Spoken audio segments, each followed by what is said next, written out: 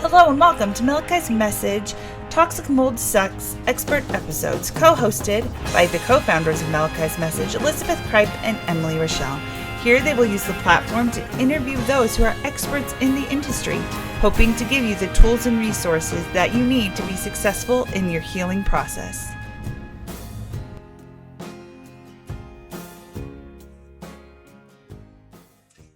Welcome to Malachi's Message. This is an expert episodes for our Toxic Mold Sucks YouTube channel. Emily Rochelle is not able to be with us today, but we are both incredibly excited. We have been waiting for a while to hear from Dr. Kasey Holland.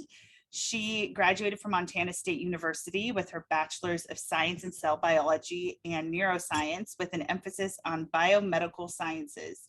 She earned her doctorate in naturopathic medicine in Seattle, Washington, through a 4-year CNME accredited program. Dr. Kasey specializes in complex and chronic cases, often related to what she calls the toxic trio, which I love. I love that name.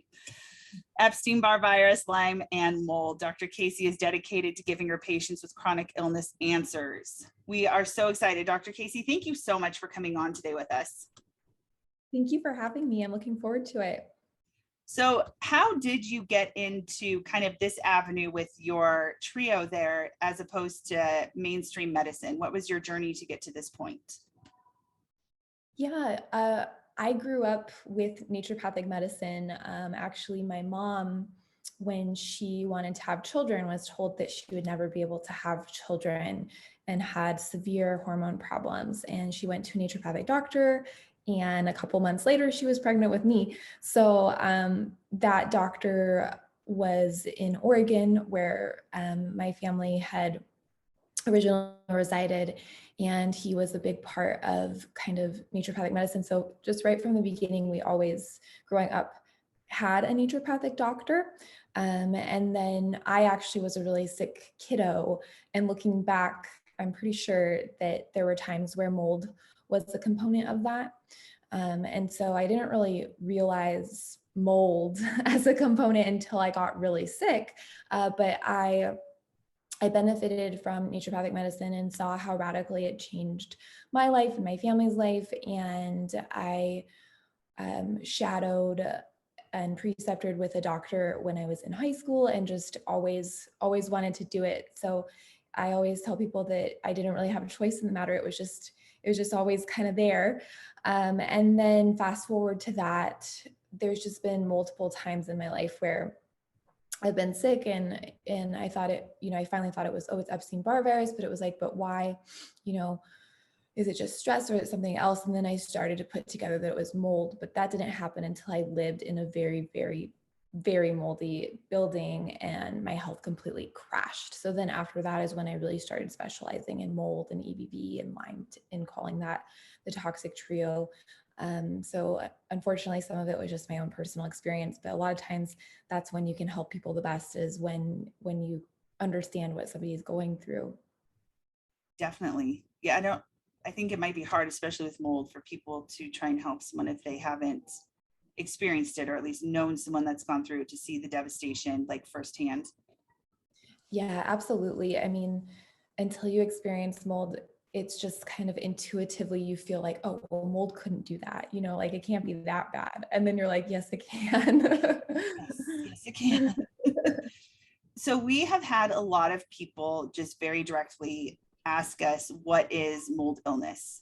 Because it's just kind of a very vague, big concept, and a lot of people have come to us. And so we are hoping you could help us answer that question today, because you are an expert and you do know what you're talking about and you're very passionate about it. So would you mind giving us kind of a breakdown? If someone were to ask you, what is mold illness, what your response would be?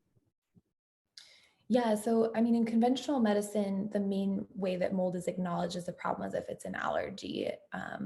And they'll test for allergies, but they don't really consider mold illness or it being a problem for chronic fatigue or autoimmune conditions or on down the line. So I guess from our realm, mold illness is when you are showing immune changes in your body to mold. And I guess I would say that we look at symptoms a lot. But usually we use a urine mycotoxins test to check and see, if you're doing that. But even that, I think it's difficult because I know we'll talk about this a little bit later too, but how one person is affected can be totally different than somebody else. So some people have definitions of, well, if you have the HLA-DR mutation, which 1 in 4 people have, which makes them more susceptible to mold because their body can't break it down as well. So if you have that and you have symptoms and you have mold illness, but I really think that mold illness is anybody that is having compromised immune function and has been exposed to a water damaged building. That's perfect. Thank you so much. That's exactly it. You just mentioned it a little bit, but the symptoms can vary. But what are some of the main symptoms you've seen in patients where you look at it and go, man, I've seen this consistently, and it normally leads back to what you're talking about, an immune deficiency, basically? Yeah. So when we think about traditional things, whether it's mold allergy or mold illness, a lot of times we do see chronic sinusitis or pain. Sometimes it's people aren't blowing their nose, but they have pain behind their sinuses, or they'll describe it as pain behind their eyes. We see a lot of postnasal drip. And that's kind of things that people will ask firsthand because that makes sense to them too, with mold.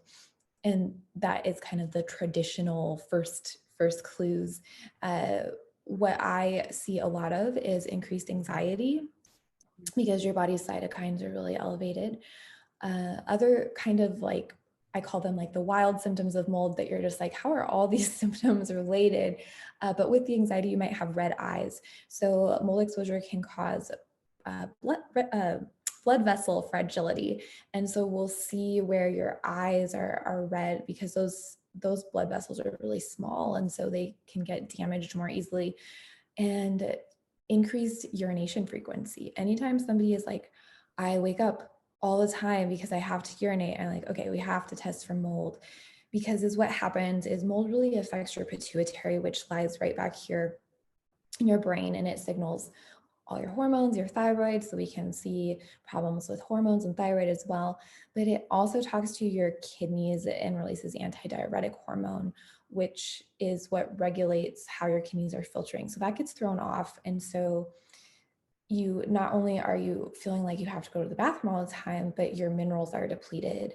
And other common symptoms are brain fog, very, very severe brain fog to the point where you're forgetting your sentences, or you just feel like I remember I knew that I had to figure out what was happening because I couldn't chart notes. Oh, bless you. I couldn't finish my chart notes for my patients, or I would be in the room with a patient and I would just feel like it took everything in me to keep talking and use my brain. So really severe brain fog. And some people, depending on what species of mold, might have cough or respiratory issues. And then we can see changes in women's hormones, low energy in general. Those are the main ones that I see. Do you see a difference between adults and kids at all, or is it kind of consistent that it can be any of that variety that you just listed? Or do you see a major difference between the two age groups? I think that kids have all those symptoms, but that a lot of times they don't really know how to say it. So the main thing that I see in kids is behavioral changes, where they're just having temper tantrums, or they're just saying like they don't feel good, or they don't even say they don't feel good. They just act lethargic, and mom is like, what? I don't know what's wrong. My child is screaming about nothing, or they refuse to go to school. They have anxiety for no reason. I see a lot of that manifest in kids, and I would say that's more common than in adults, because in adults we can actually be like, oh, I have brain fog, and it's weird. Whereas kids, they don't really know, they don't really understand what brain fog is or how to conceptualize that. So they just yell or cry. Yeah. My husband and I didn't realize how it affected children, because we, like you said, we were able to verbalize what we were experiencing, what we were going through. But our daughter at the time we had never seen an anxiety attack in a child until we ended up in our toxic environment, and she would have complete anxiety attacks. And we were like, this is not just her throwing a fit. And it's very, very different. And like you said, after, now that she's older, she told us, she said, I didn't know how to tell you. I didn't know how to tell you what was going on in my body or my mind. And I'm like, that makes sense. So this is how they're able to try and tell us what's going on. Absolutely. And that just brings back a lot of memories. What are some of the major misconceptions that you have heard or seen people talk about when it comes to mold and mold illness and the symptoms that you see attached to it? I think the main problem comes in with mold inspection and saying, oh, well, you can just clean the mold or it'll be fine, or the mold will just die if there's not water there anymore, or you'll just go away, or it'll go away. The other problem is that people think, well, if I just stop the mold exposure or I just, clear that out, that I'll go back to normal. And the tricky part with mold is that, yes, people do improve a lot when we remove them from the exposure, which is always step one. Like, that's the most important thing, is getting them away from the exposure.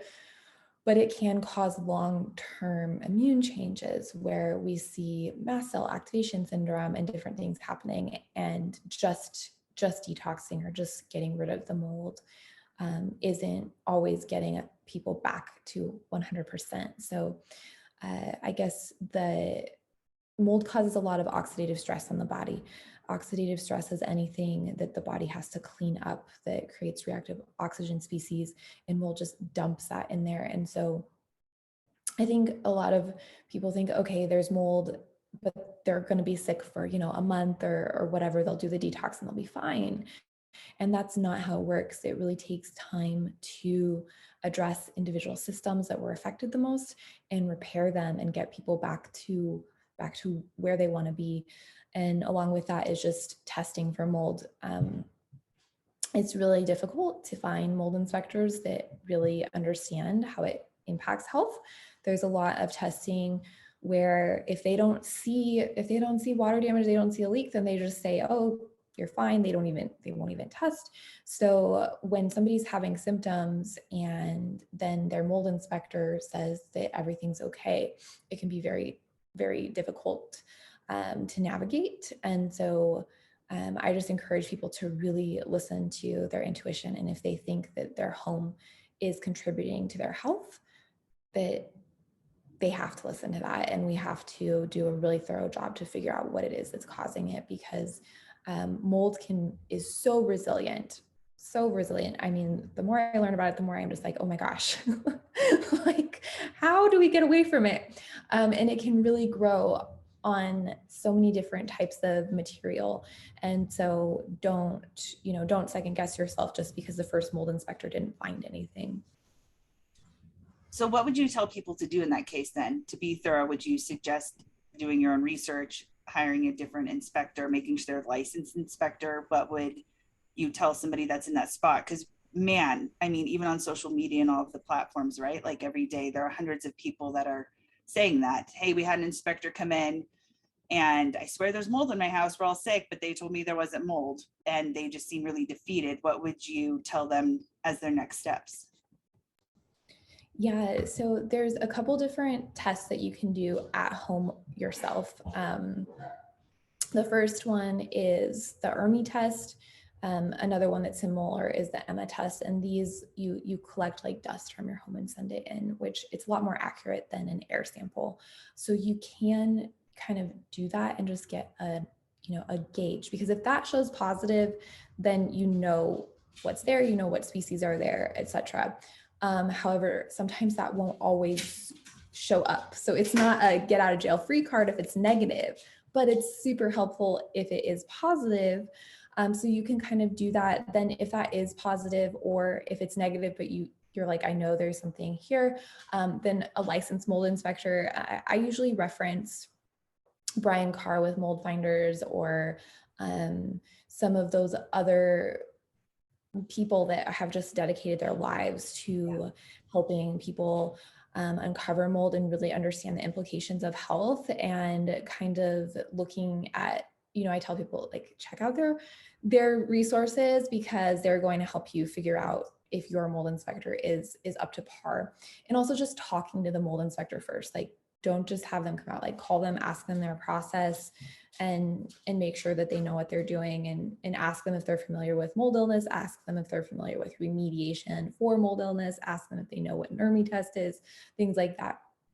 And then get yourself tested. So a mycotoxins urine test can really help, because we can see, okay, is the species that's showing up in your urine the same species that's showing up on your ERMI test? When that happens, it's very clear that there's mold somewhere. So those are kind of some of the ways that it helps, and those are kind of the things that I start with. And then from there, we can go down different rabbit holes that we need to figure out where it's coming from, or what systems need to be supported for that person. Have you seen it affect, as you're talking about that, because you talked about the gene earlier, which we know 25% of the people have this gene, right? And it makes them more susceptible to the complications that can come from being exposed to mycotoxins. Have you seen it where one family, one or two people have been negatively impacted in major ways, and one or two other people don't seem to show any impact whatsoever? Yeah, we call the people that are impacted like the canaries, where, when people used to go into coal mines or whatnot, they would get sick first, and the other people would get sick eventually, but they just didn't know it. So if somebody in your house is sick, it doesn't mean that the people that aren't feeling ill aren't affected. It just means that their body's handling it well. But it's still a red flag, because they are being harmed just the same. And for example, with me, I was non-functional and my husband was fine. Yeah. So he was like, what do you mean? But so the people that are most affected to me are like the warning signs that can protect their family and protect their household, because just because you don't have the symptoms yet, or if you never get symptoms, it doesn't mean that there's not stress on your liver, stress on your kidneys, stress on your lungs from the mold. So we always want to pay attention to anyone that is having symptoms, and consider it for the whole family, even if the other people are asymptomatic. Man, I'm so glad you mentioned that, because we just had another couple recently get a hold of us, and the wife said, I'm really sick, my husband's not. And it took them actually getting the physical test back with the spore counts to show, oh, like there is something actually wrong here. It's just not impacting the husband as much as it was the wife. Like in your case, like we're finding out that's more and more common. But yeah. What would you suggest to those people that are starting to feel like they're sick? So they just found out they do have mold. They're trying to sort what to do next. But for their health, what would be some of the next things you would suggest that they do? If they've done their urine test, it shows that they do have an issue in their body. What would the next step be for those people that you would recommend? I always recommend that people read Dr. Jill Krista's book, Break the Mold. She does an amazing job putting things into, like, it's very scientific and helps you understand what's happening, but you can also understand it really great. And she has tons of resources and things that you can do at home to support your detox pathways. She has a list of foods in there that you want to stay away from with mold. Because really, once we know that there's mold, the first step is to removing it, and then we have to get the body to a point where we're supporting it and decreasing inflammation and getting people feeling functional again, to where we can fight the mold and we can start to kill the mold and really detox the mold. So I recommend working with a doctor that specializes in it. There's different specialties out there. There's some that are certified in the shoemaker protocol. There's some that are certified through Dr. Jill Krista. I certified through Dr. Jill Krista. We take a very, very holistic, all encompassing approach. And that's that's just the way that I have found works best for my clients and me. And really, it's kind of, as you're going, it will feel very overwhelming at first. So have a good support system, talk to your family, talk to your significant other about what needs to happen, understand what needs to be cleaned and what you can't keep. Because if you hang on to a mattress that has been in mold and is just a sponge for it, and then you take that to your new place or whatnot, it can be a really big setback, and it just ends up taking more time, more resources to heal. So make sure that you have a plan. Do not just try and start taking supplements or cleaning with, there's all these products that are like, yeah, just dump this on it and you'll be fine. And it just doesn't work that way. Mold actually releases more spores when it dies. Do not use bleach. Do not just start thinking that you can clean it yourself. Really get the help that you need. And if you feel overwhelmed or you have stuff that you don't know what to do with, just put it in a bin and put it in the garage and deal with it later when you're stronger. Because when people are first understanding everything, it's really overwhelming. And you also have brain fog, so it's really hard to make decisions. It's best for your health. Mold also just makes you want to kind of stay in your home, hold on to everything. We say like it contributes almost to hoarding. So just acknowledge that you're not feeling yourself and kind of save those decisions for later. And then start with the basics of taking care of, like proper hydration, get half your weight in ounces of water, get some form of movement in even when you feel awful so that we can keep things moving. Those basic things are going to help the treatment from the doctor work better. And then definitely find somebody that really understands mold, because it's not here's the protocol, do it and you're done. You have to change it based on how your body responds to it and what your body needs. And if you try and just muscle through, then you're going to have days where you just feel awful and you feel confused and you feel like it's not working. I love that you said earlier too, to trust your intuition with this, because there are, like you said, doctors that understand it. And then there are doctors that don't understand it, but will try and just put you on a strict protocol saying it's what they put everybody on. And I can tell you from personal experience, and I'm sure possibly you have, but the first doctor we saw after our exposure, we spent over, I think, $20,000. And it was just a strict protocol that didn't help at all. And then we found a functional medicine doctor that I see now who works specifically with my body, specifically with my daughter's body. Like you said, she heals it first and then helped us fight it. So I loved that you said that, and loved that you said you'll feel overwhelmed, because a lot of people don't acknowledge that, and it's incredibly overwhelming and it takes a lot of time. It's not a quick, you don't take a Tylenol and all of a sudden magically everything gets better. But yeah, so the protocol, if a parent has questions about protocol for their kids, would you say the same type of thing? So help their bodies get healthy first, and then start to work with a doctor on healing them and helping them fight the toxins? Yeah, with kids, it can be hard to know, like, are they feeling better? Are they not? So getting them out of the mold is really important.